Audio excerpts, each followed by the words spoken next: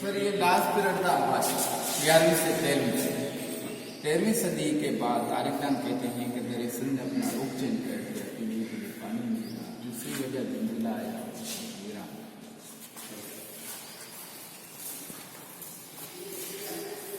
یہ مچھلی کی پینٹنگ، بدک کی پینٹنگ اور چراغ 8ویں سے 9ویں صدی مسلم ہے۔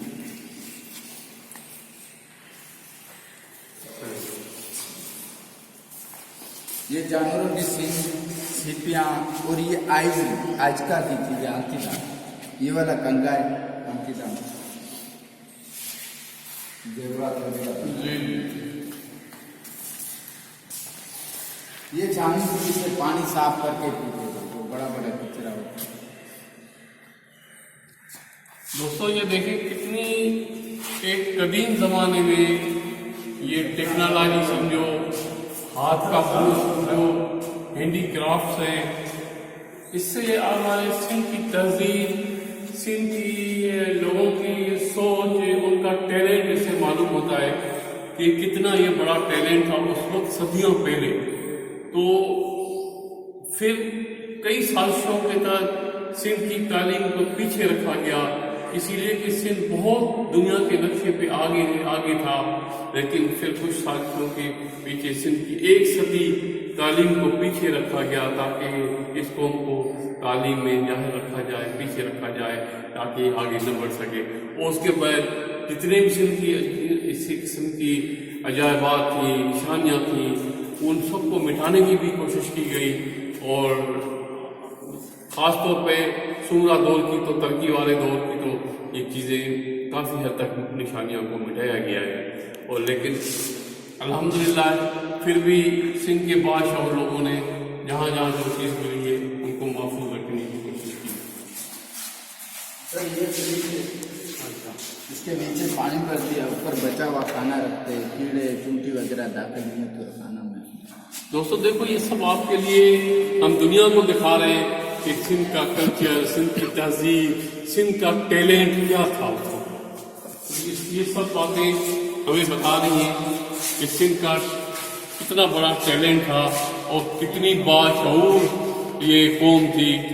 اسی لیے دنیا میں اگر کوئی پہچان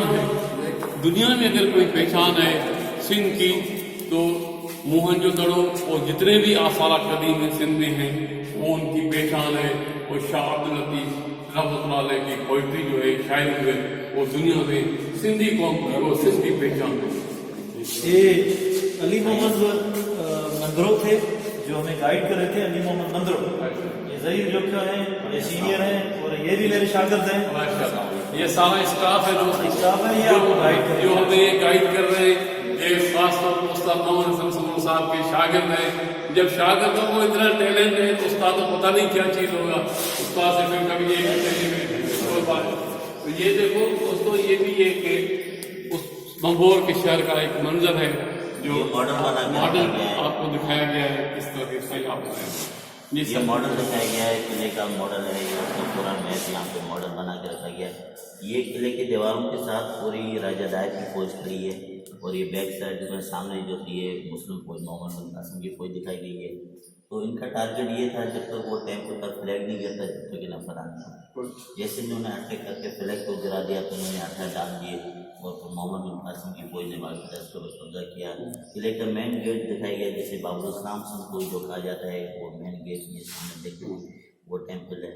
یہ کیٹاپلٹ ہے منجنیک، جو محمد بن قاسم جدید ہتھیار لے کے آئے تھے، وہ یہ منجنیک، اس کی وجہ سے یہ کوئی ویڈیو میں دکھاتے ہیں۔ دوستو یہ دیکھو، یہ سندھ کا ساموندری میں شاہ عبد اللطیف بھٹائی رحمۃ اللہ علیہ نے سارے منظر پیش کیے کہ جو بنجارے تھے، ان کو ہم اس کو بزنس مین کہتے تھے، تو اس وقت کا پورا منظر شاہ عبد اللطیف نے پیش کیا کہ دنیا کو کیسے دنیا میں واپار ہوتا تھا، سندھ کا بزنس ہوتا تھا، سندھ کے بزنس مین کیسے جاتے تھے۔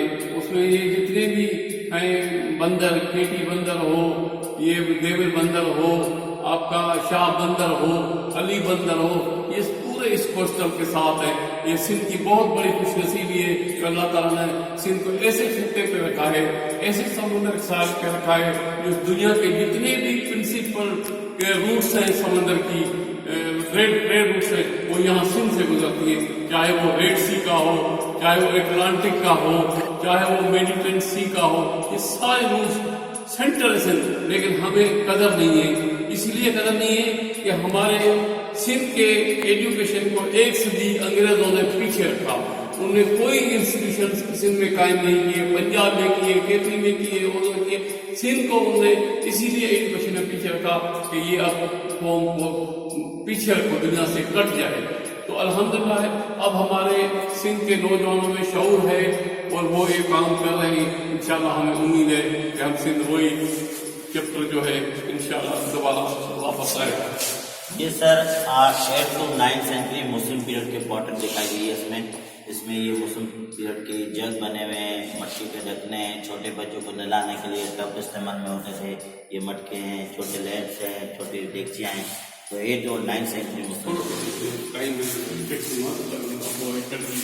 ये टेराकोटा ऑब्जेक्ट्स को कहते हैं, जिसमें बच्चों के हाथ से बनाए खिलौने हैं, और ये स्टैम्प से कपड़ों के डिजाइन वगैरह बनाने के लिए सिंधी अजरक पे जो मोहरें लगती थी पुराने लोग की, ये मोहरें देखने की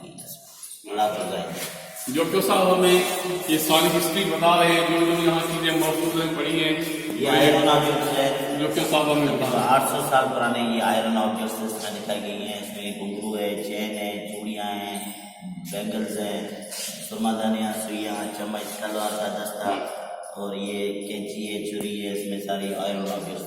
दोस्तों ये सारी चीजें आपको सिंध की सिविलाइजेशन बता रही है कि सदियां पहले सिंध की सिविलाइजेशन क्या थी, और इन दौरों में किस किस के दौर में, सुगरा दौर, अरब दौर, समण दौर, करोड़ा दौर, जो भी दौर आए, हर दौर में सिंध की तरक्की हुई। ये 3rd to 13th सेंचुरी इसमें ये बीड्स दिखाए गए हैं जो जूली के तौर से मन में होते थे, और ये बीड्स हैं, और ये कॉइन्स हैं, कॉपर्स के कॉइन्स हैं, और ये इसके बोर्ड दिए गए इसमें उस दौर के सिक्के हैं। ये स्टोन वेयर्स हैं, ये भी मुस्लिम दौर और नॉन मुस्लिम इसमें भी दोनों पीरियड मिक्स हैं। स्टोन वेयर्स हैं ये, और ये औजार टेस्ट करने के इसमें ये पत्थर दिखाए गए हैं।